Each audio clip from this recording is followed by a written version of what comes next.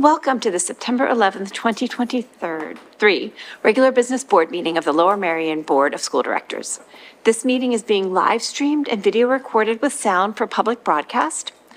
All participants joining via the webinar will need to use the chat feature, which will be enabled during audience recognition.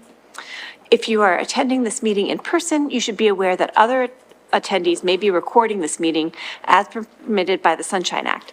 This means, however, that any remarks you make, even those made at your seat, may be recorded by other members of the public during the meeting. The board believes it's in its best interest and the best interest of the students of the district to hear comments from district residents and students.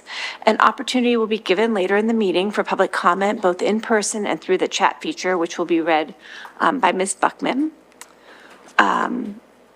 We strive to be respectful to all individuals making public comment and do not wish to limit any taxpayer residents' right to free expression while making their public comment during the public period. However, please be aware that intentionally disrupting a school board meeting is considered inappropriate and a criminal offense. We're going to start our meeting today with a presentation, and I'll pass it over to Dr. Yanni.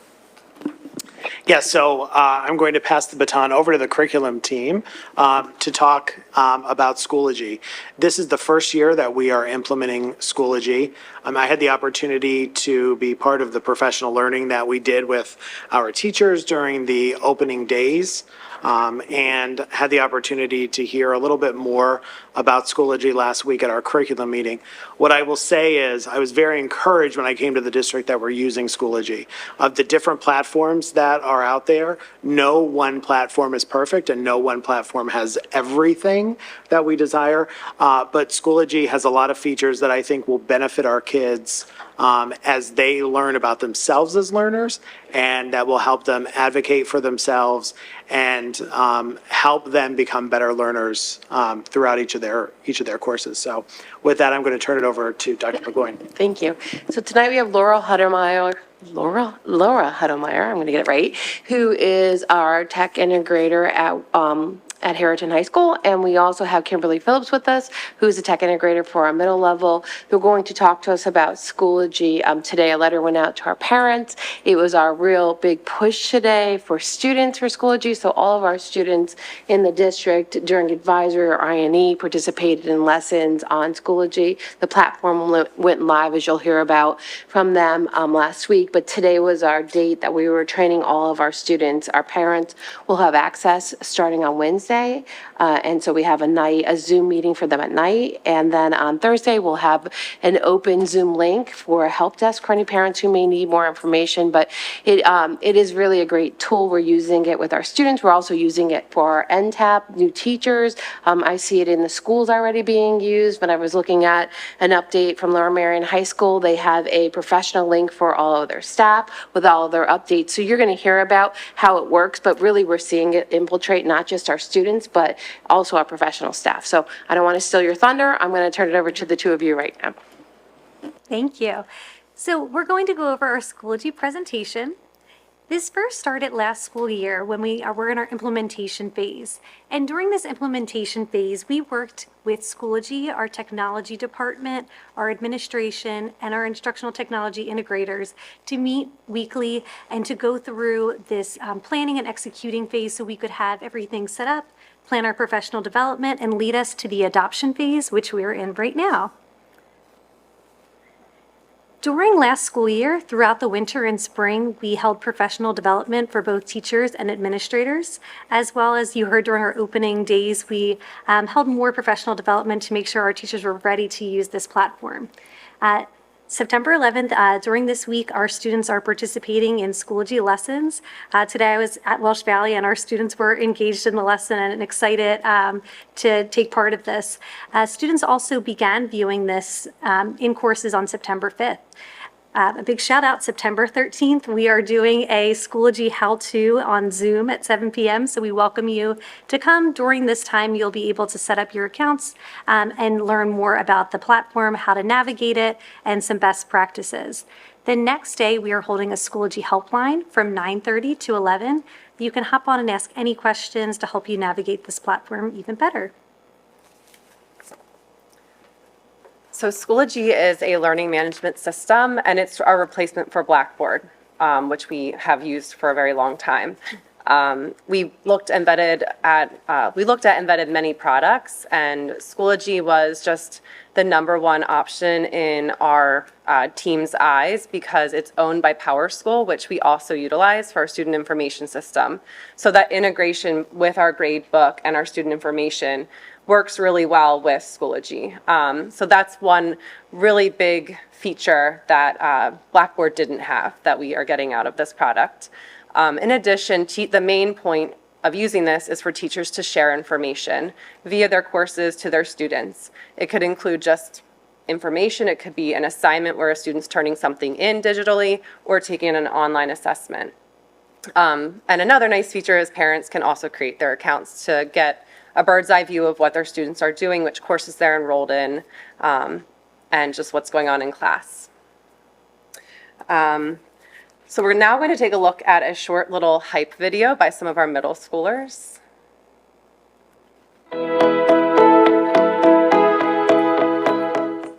Hey there, we are your student tech leaders, Natalie. And Ria. Because both middle school and high school will be transitioning from Blackboard to Schoology in the fall, you'll be able to access it via ClassLink. We'll be introducing you to Schoology with our top 5 favorite things about it. For our first feature, we utilize Google Drive within Schoology. You might be excited to find out that you can sync your Google Drive into Schoology to use in your assignments. Next, we have PowerSchool. PowerSchool also works within Schoology. That way you can check your grades and attendance in one spot. Another exciting quality is the polling system. With the new polling feature, you are able to state your opinions on any matter. The polling feature is part of the new update system. Therefore, teachers are able to keep you up to date on everything using one platform. Speaking of things being in one place, we have Assignment Live in Schoology. No need to worry about opening up a bunch of different windows. Each assignment can be completed straight from Schoology. There are multiple ways to complete assignments. You can use Google Assignments, annotation assignments, which allow you to use different highlighting and editing tools to write over any PDF or image. And you can record video and voice responses to turn in as well. And that leads us to our favorite feature of all, the calendar. This is a fun and organized calendar. All of your classes will populate on one main calendar to give you an overall view of what assignments and projects that are coming up. If you have any tests, homework, or projects, you can write it into any day on the calendar provided. You can also color code it and keep it neat. I hope you are looking forward to using Schoology in fall 2023. So those are just 5 of the different things that our middle schoolers were really excited about.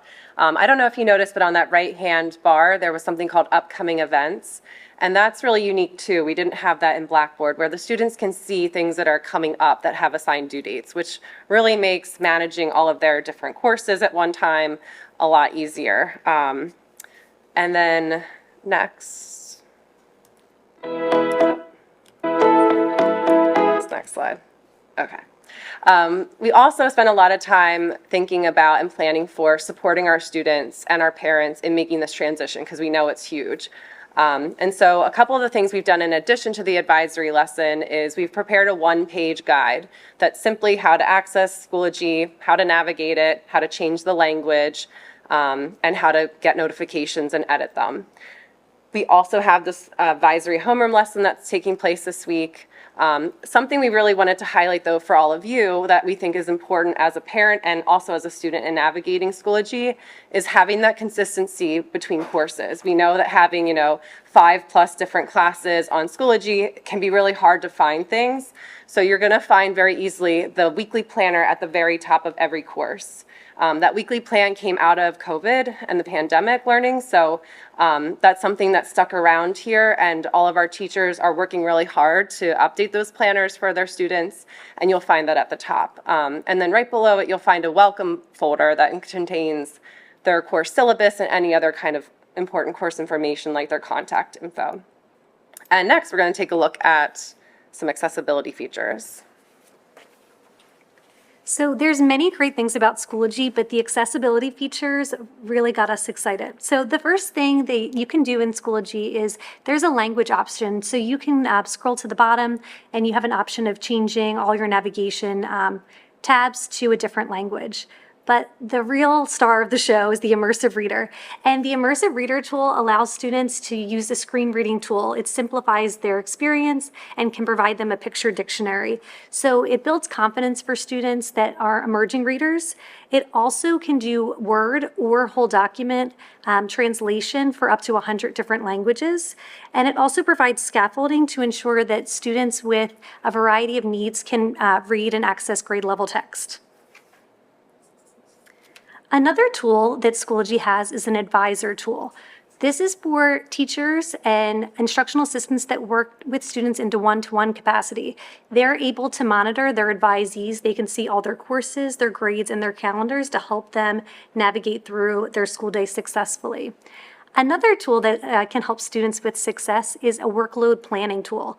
And what this is if students have multiple assessments or assignments scheduled in one day, let's say they have 3 assignments scheduled, a little red icon in the workload planning tool will pop up and say, just notice there's a lot of things scheduled for that student in one day. And just think how nice that would be when you're a student if you have that tool popping up for you, for your teachers to kind of think about.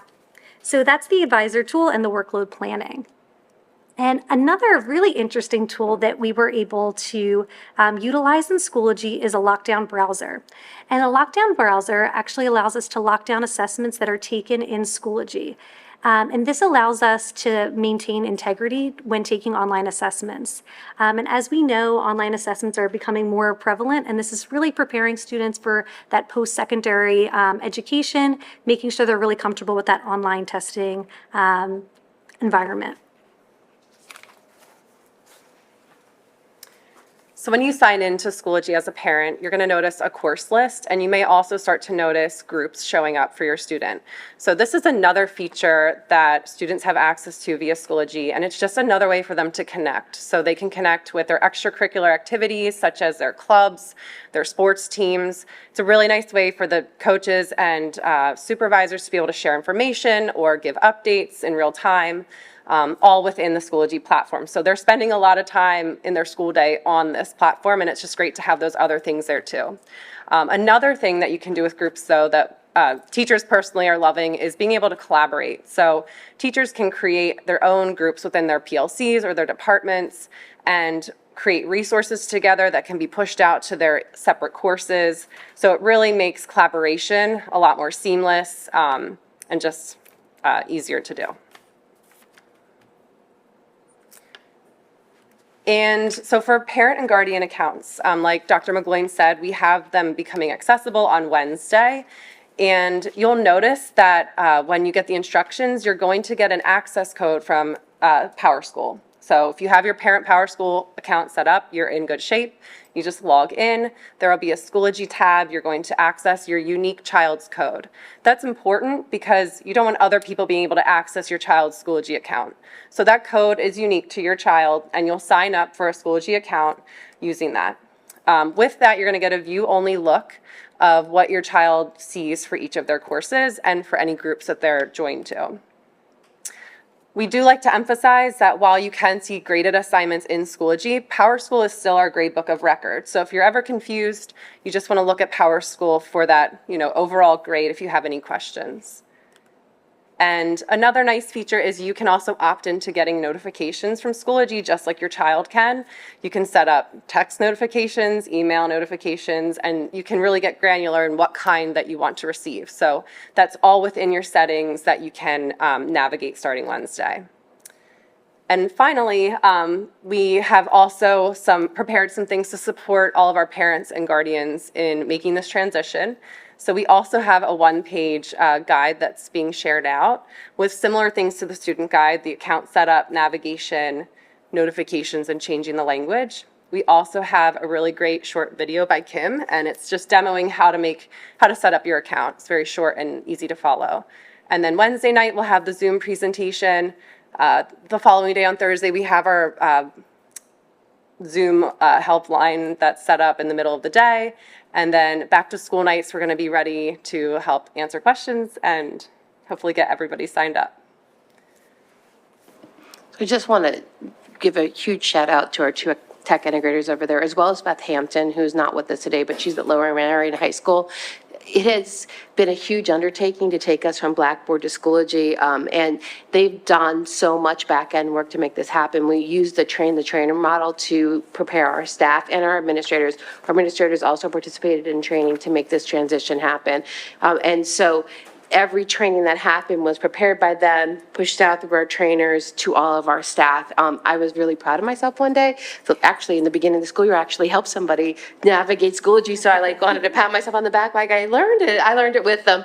And they did such a great job. It's really an intuitive platform, I have to say. I feel like it's so easy to use. And so I just want to really commend them for all the work, all the videos, all the different documents that you see really came from our three tech integrators, and they did a wonderful job making this lift happen for us. So questions at this point in time?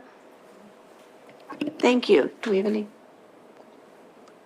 I do. Yeah. Go ahead, Ms. Kalish. I thought everybody else would have a bunch because I had a few. I'll try to get my quick answers done first. With the parent account, can you link to two different kids? Because, okay, yes, that's a yes. Yes, once you make the parent account, there's a little navigation bar on the right that will let you say like add another student, and you can continue using a new code to link. Yeah.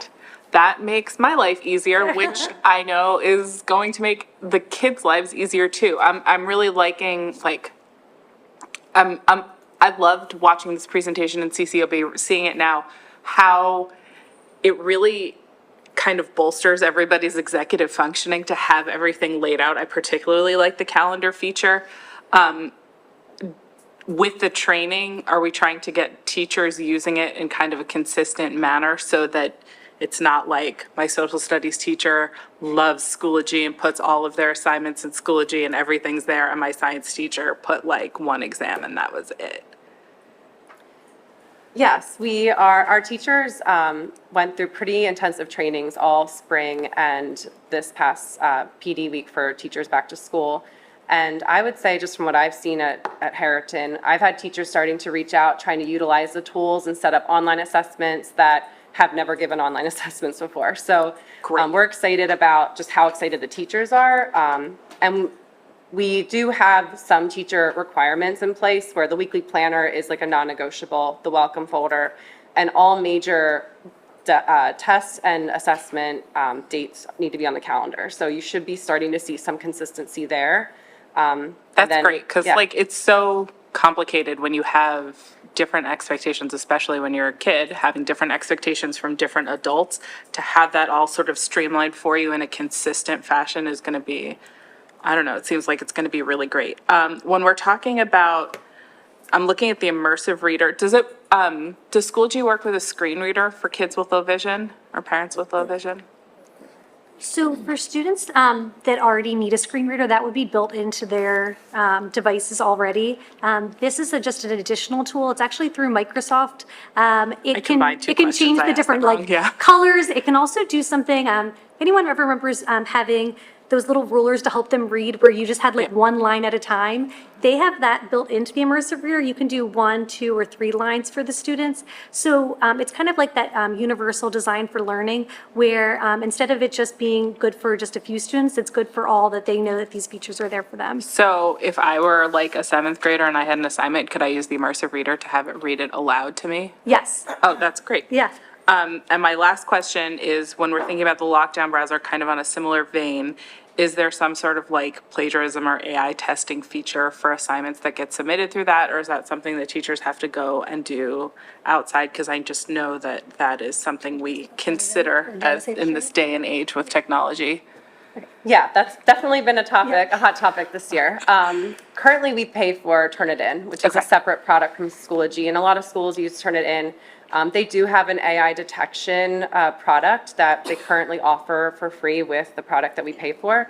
They are going to be charging for that come this winter, so that's something that we're meeting with them. We actually had a meeting with them this week talking about what our pathway is, but they do offer AI detection So just turn it in, play nicely with Schoology, or is that kind of complicated for teachers to go from one to the other?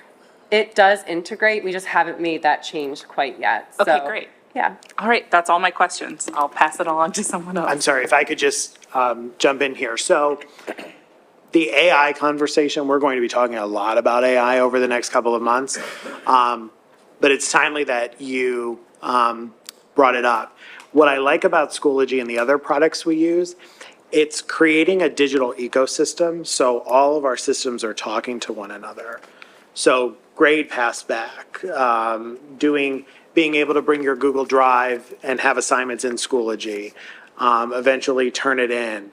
It really becomes that ecosystem where instead of, going to or doing things 3 different ways for 3 different teachers, we can set very finite expectations for kids. To your point about executive functioning, it does help kids organize themselves. Helps all of us. I'm sure the teachers like it too. Ms. Schaffmeister? Yeah, I just have a couple because I really really enjoyed the meeting, and the executive function part is something that I'm very excited about for students. And also, as you were talking about the assistive technology, I'm realizing it also will help kids that have a sensory issue when they're looking at screens and trying to read. So I'm happy to hear about that. Now, the question I have is about when you said that the advisors have access to the students, they're assigned to their assigned students.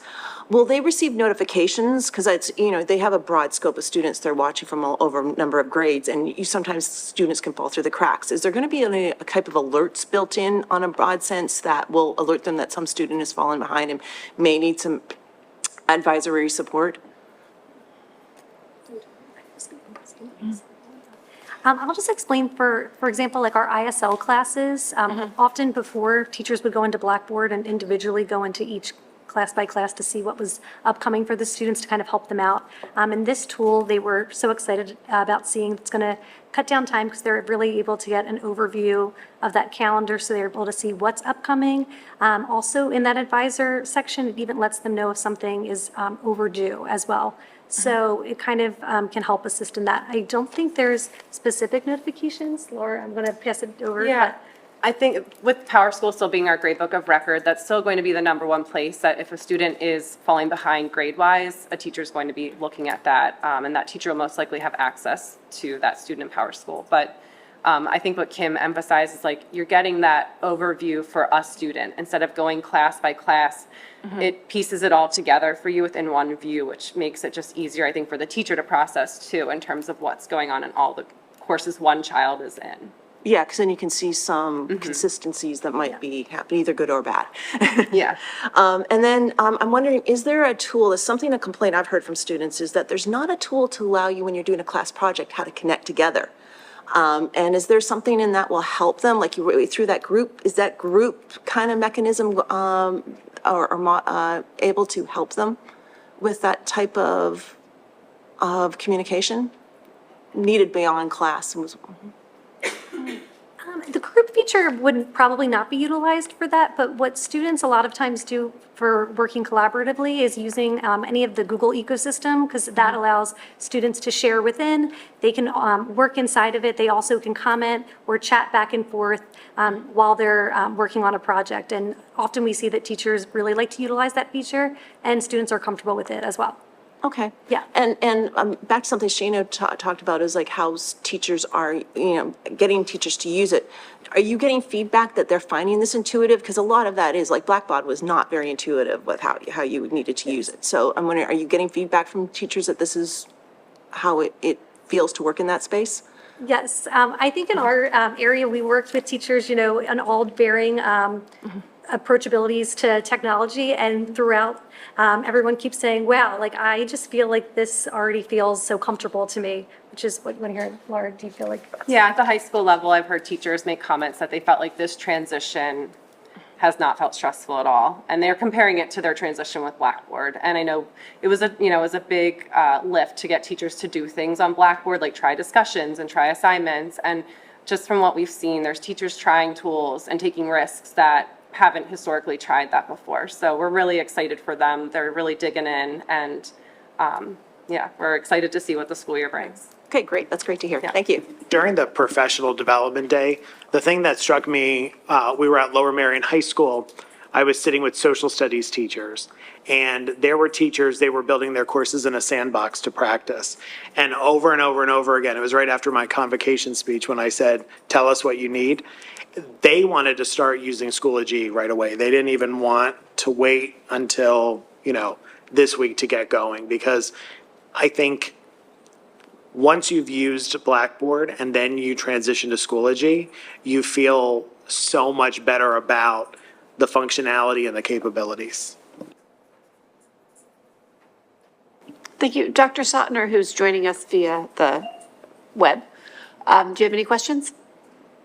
Just real quick, thanks again. I saw this in curriculum, and the one thing I didn't say in that meeting, but I can really hear it tonight, is you two did a really good job making a whole well-rounded program.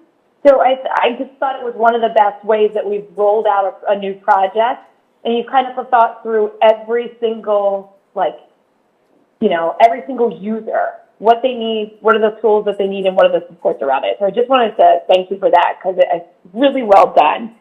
Real quick questions on this. Just to clarify for everybody, this is for middle school and high school students, but not the elementary? Yes, that's correct. Seesaw is where we're placing our weekly planners in the elementary, and they will still use Google Classroom, but we decided not to put the LMS at K-4 at this time. Got it, thanks. The other thing that you all shared in the curriculum meeting, and I just wanted to make sure, I don't think I heard it yet. When we talk about support staff, it's not just the teachers, but also if a student has a paraprofessional, or they can all look at the different work that the student's doing and kind of cross over topics. Yes, that's correct. Great. And then last thing, and this kind of goes off of Melanie, so this might be I might shoot it down a little bit of a rabbit hole and away from Schoology, but I think the idea of a group function where kids are talking to students or brainstorming and coming out with ideas together, it's a really useful tool in the work field. So does Google or one of these projects have something like a Slack where you're actually collaborating real time, not just in a document, but on projects and timelines and comments towards each other? Currently, our students collaborate conversationally via email, their Gmail accounts that are provided by the school district. Within a Google Doc, you can also leave comments and tag each other, so they're able to project manage within the exact Google Doc. So that's how they currently manage. And we did use Zoom during the pandemic, but they don't have Zoom accounts for a few reasons. But if that's what you're asking. And a lot of trainings that I've done with students, if they're working on a group project, we've talked about in Google, making sure you're tagging each person, putting roles and responsibilities at the top of your document so that you can go through and kind of use that as a reference as you're working collaboratively, which is a really great tool, and kind of helps them transition, but also lets the teacher be able to monitor as well to make sure everything and those chat channels are being appropriate too. Got it. So you're teaching kind of the behaviors and the functions, but the technology isn't as, okay, got it. Thank you. All right, thank you. Dr. Sotner, do we have any other? Thank you so much for your time and your presentation this evening. Thank you. So at this time, we will move on to our audience recognition, as we do not have any additional agenda items. So Ms. LaPera will open the chat feature, and you'll see a 10-minute timer appear on your screen. You can submit your comments and/or questions via the chat feature if you are participating virtually. Please be sure to begin with your full name and where you reside within the district in order for your comment to be shared. That is both for in-person comment and Zoom comment. Ms. LaPera, do we have any in-person comments for tonight's meeting? No, we do not have any in-person comments. How unusual. So we will just wait for, as the chat comments come in, if we have, we can give folks those 10 minutes to put in their comments. While we're waiting, the question about, is there a product like Slack that students can use? Right now, there's no edu product out there that complies with all of the regulations that we have to have in place to pull student information. So some districts, not necessarily here in Pennsylvania, have tried to build their own platform like Slack, and things have gone awry. So I think until there's something in the edu space that complies with everything that Mr. Fraser has to comply with, I think right now, our best solution is to go back and forth in Google.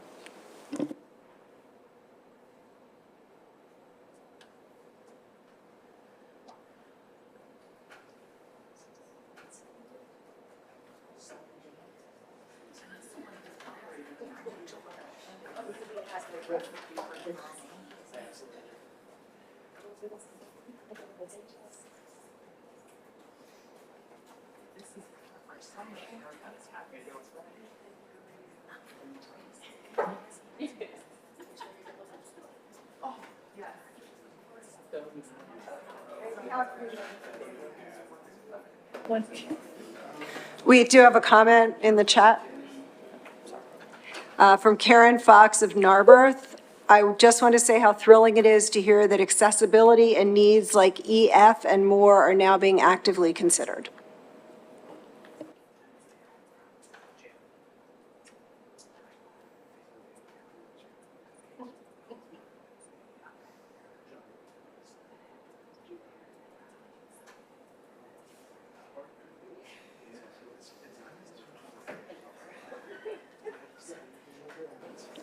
We do have one more comment. Jamie Bassman of Ardmore, I wanted to mention how the Off and Away initiative was really well done. Oops, it just jumped up, particularly in terms of how it was communicated. It is really important for us as a district to start being proactive and get away from reactivity, particularly in terms of kids' mental health. The next comment is from Marion Williams of Ballackinwood. I am interested in an update on the Oakwell property. I understand that the need for fields is not as great as originally made out. Can you provide data for this, please?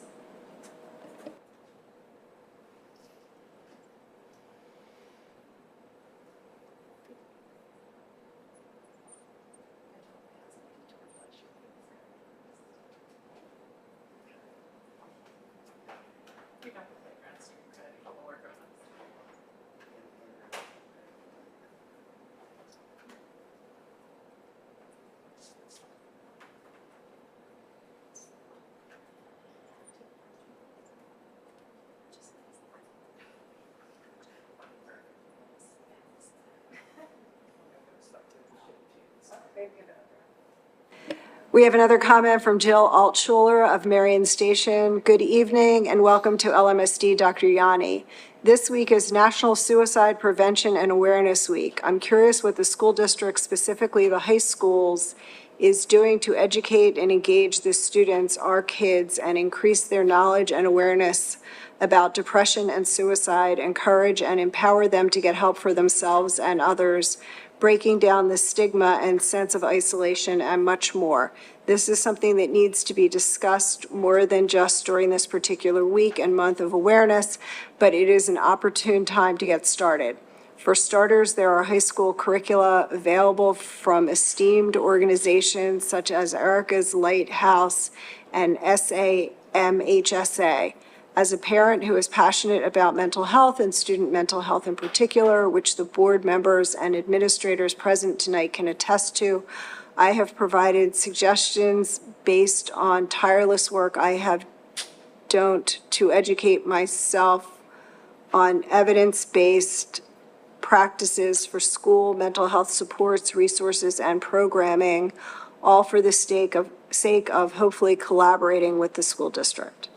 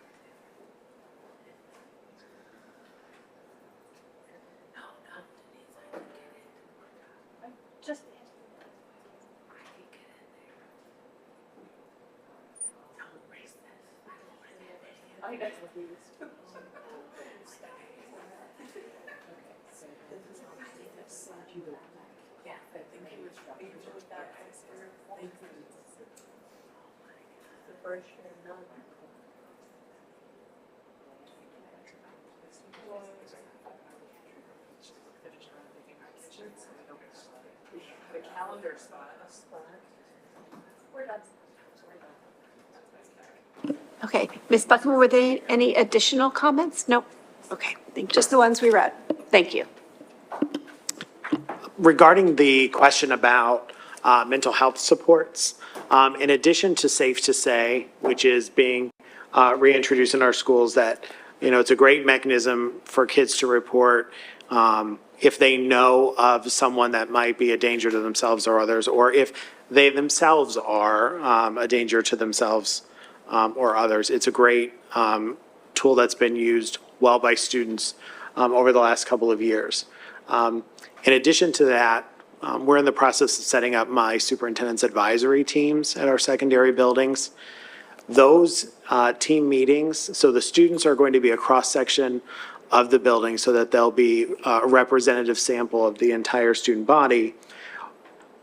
Largely, those meetings are kids being able to talk to me about whatever the student body wants to talk about, whatever they want to talk about.